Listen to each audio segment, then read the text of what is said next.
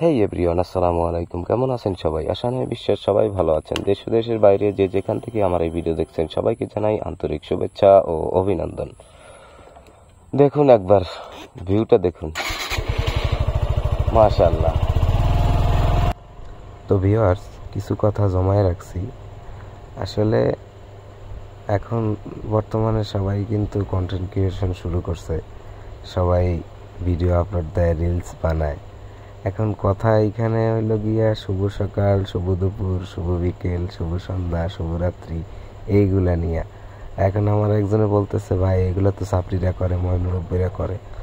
ভাই শোনো, যে যেইগুলা পারতেছে সে ওইগুলাই করতেছে।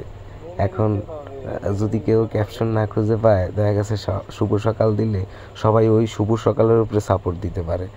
কেউ যদি শুভ দুপুর দেয়, শুভ দুপুরের উপরে সাপোর্ট করতে পারে।